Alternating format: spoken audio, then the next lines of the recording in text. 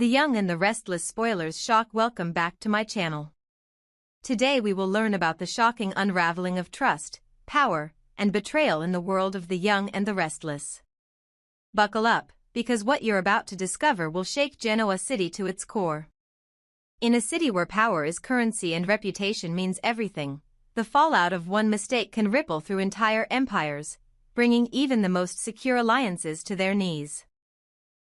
Mariah Copeland, once seen as a resilient and strong-willed figure in the Newman orbit, now finds herself on the brink of collapse, not just morally, but legally, emotionally, and socially. With her freedom hanging in the balance, the support of her family becomes her final anchor.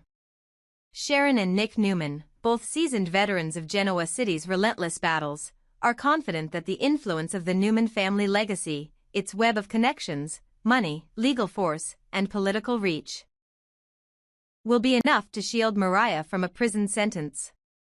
They believe in the strength of their last name, in the power of loyalty and legacy.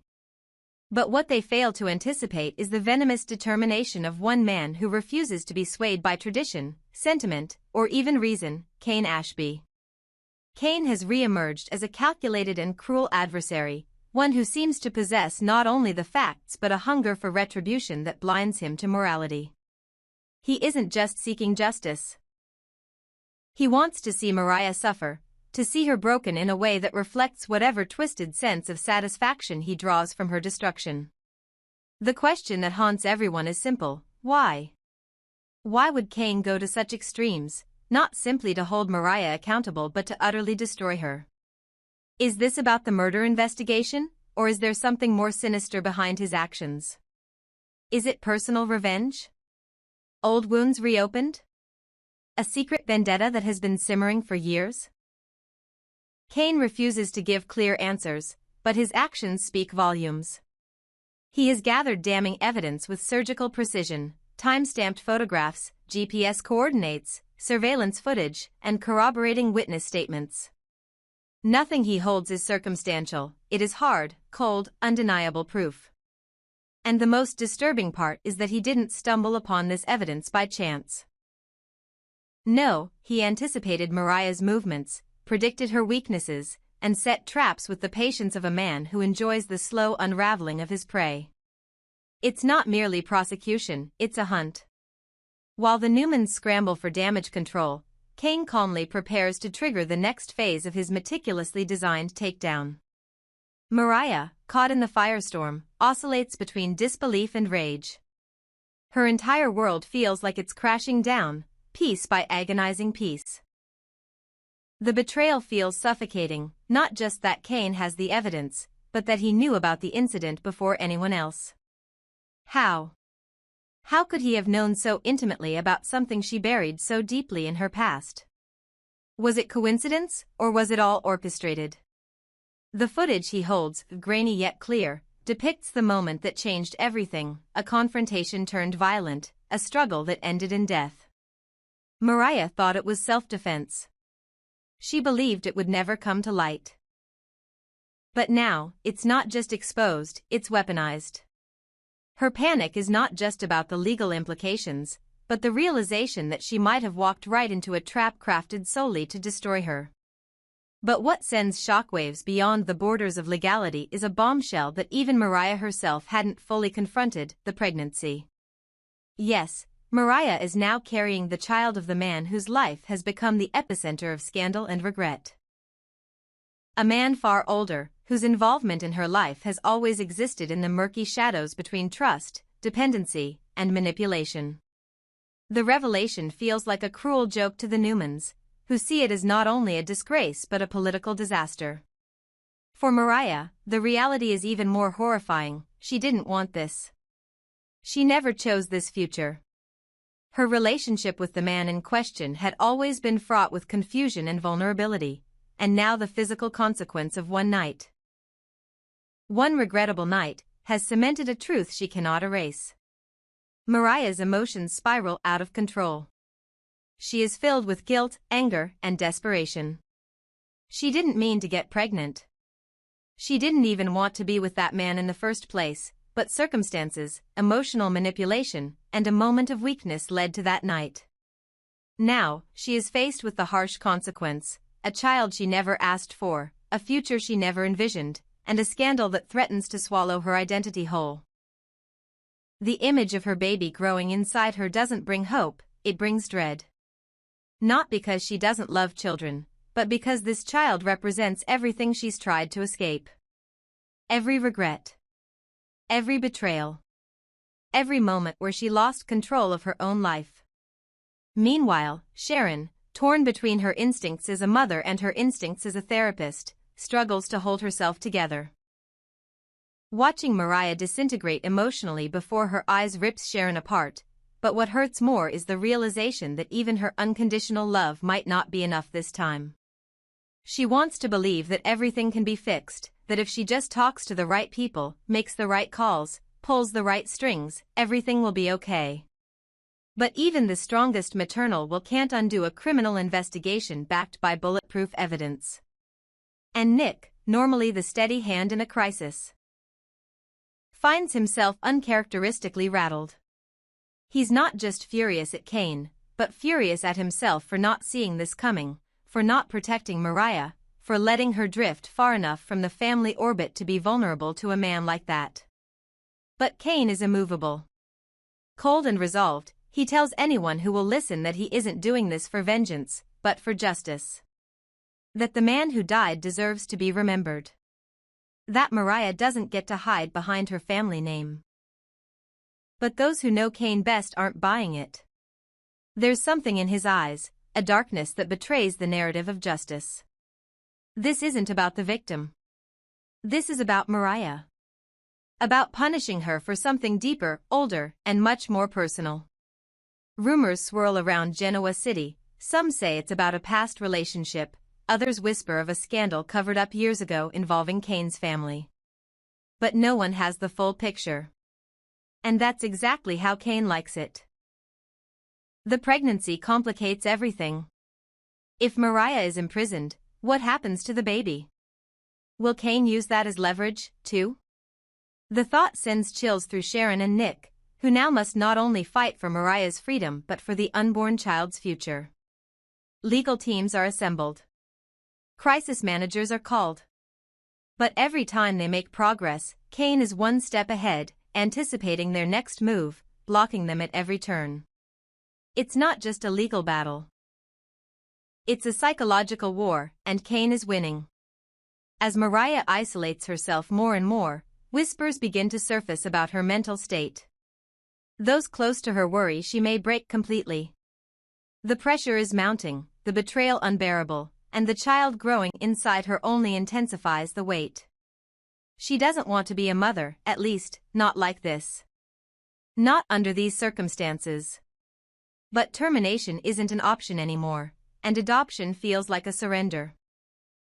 So she sits in silence, trying to make sense of her world crumbling beneath her feet, feeling more alone than ever despite being surrounded by the Newman clan. But is Mariah as helpless as she seems? Or is there a part of her quietly plotting her own redemption, one final move to take back her power, to turn the tables on Kane and regain control of her life? It's a question that remains unanswered. Because while the world sees her as broken, perhaps there's still a fire deep within her. And when that fire rises, it might just be the spark that sets everything ablaze. Let me know if you'd like this story to continue into a second part, or if you want me to expand on Kane's motivation, the man's identity, or Sharon and Nick's next move in this legal war. In the crowded, high-stakes courtroom where every breath felt like judgment and every gaze carried accusation, the atmosphere was electric with tension as the final phase of the trial began. The media frenzy outside had grown into a circus, with cameras flashing, reporters shouting questions, and crowds forming in hopes of catching a glimpse of the people at the center of the storm. Inside, under the dim glow of court lights and the stony expression of a seasoned judge, Kane Ashby took his stand, literally and figuratively, determined to see Mariah Copeland punished. His presence was imposing, but his voice carried venom instead of virtue. Across the aisle, Sharon and Nick Newman sat like twin pillars of unwavering resolve, shielding their daughter with every ounce of social capital and parental instinct they possessed. But it wasn't just a battle of lawyers, it was a war of ideologies. Cain came with evidence, conviction, and fury. The Newmans came with truth, pain, and a desperation no parent could fake. Mariah, fragile yet defiant, sat between her attorneys, her hands trembling slightly as her emotions threatened to betray her strength. She had faced a lot in her life: abandonment, loss, identity crises, betrayals, but nothing compared to the sheer psychological brutality of this moment. Because this wasn't just about proving her innocence in the death of a man who had tried to hurt her. This was about reclaiming her dignity, her future, and now, most terrifyingly of all, the future of the child growing inside her. The court listened with rapt attention as Cain's legal team played their final hand: the security footage, the timeline analysis, the forensic evidence that pointed to Mariah as the killer. Cain stood and painted a picture of a woman unhinged, violent, and manipulative. Someone who had lured an older man into intimacy and then silenced him when the situation spiraled out of control. His words dripped with scorn, and his tone revealed a cruel satisfaction in watching Mariah squirm.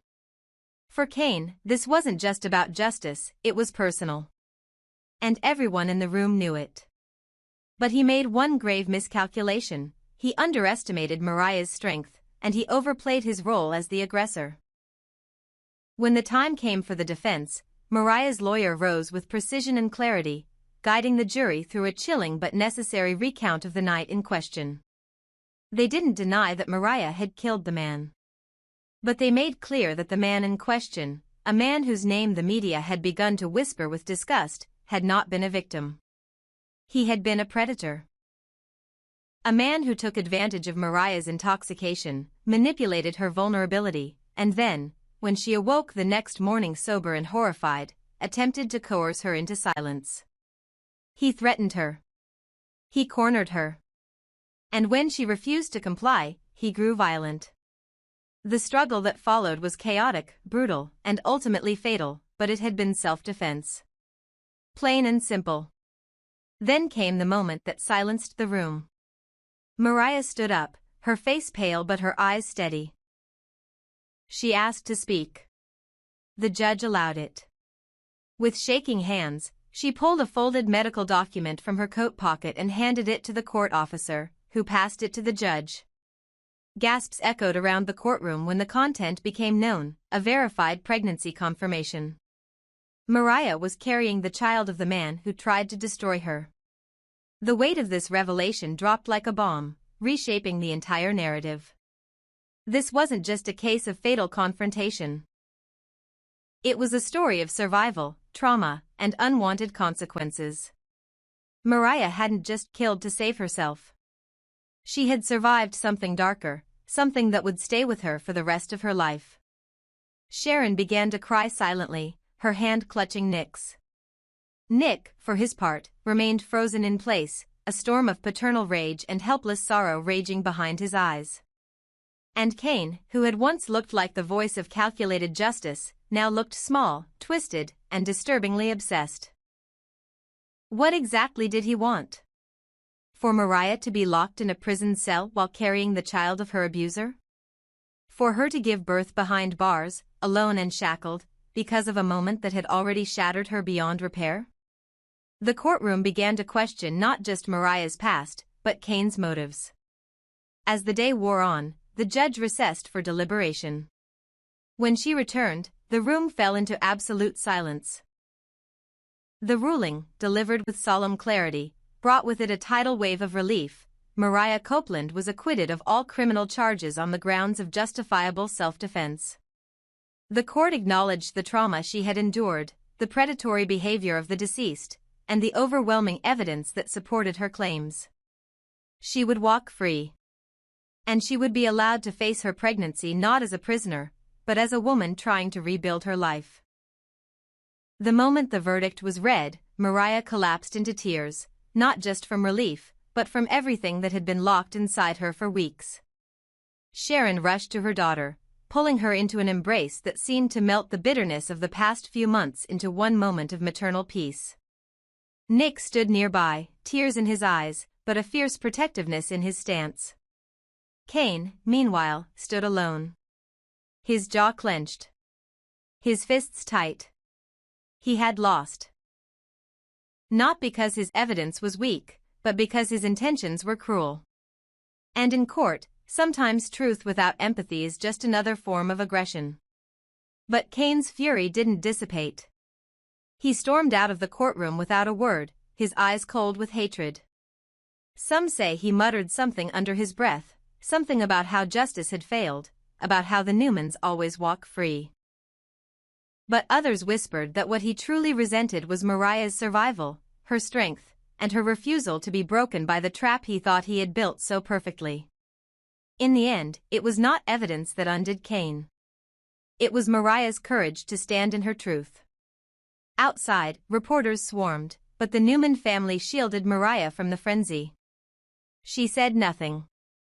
There would be time for statements, for explanations, for legal reactions. But in that moment, she wanted silence. For the first time in weeks, she could breathe. And even though her future was still clouded with uncertainty, the child she hadn't planned for, the scars that would never fully fade, she had something stronger than fear: freedom. Freedom to choose. Freedom to heal. Freedom to be a mother, or not, on her own terms. The trial may have ended, but the story of Mariah Copeland was far from over. She had been pushed to the edge and returned not unscathed, but unbroken. Genoa City had seen 100 scandals, 1,000 betrayals, and more courtroom drama than any town its size should endure, but few stories matched the raw, relentless, and deeply human journey of Mariah, a woman whose choices were stolen, whose dignity was attacked, and who still stood up, looked her enemies in the eye, and declared, "You will not define me."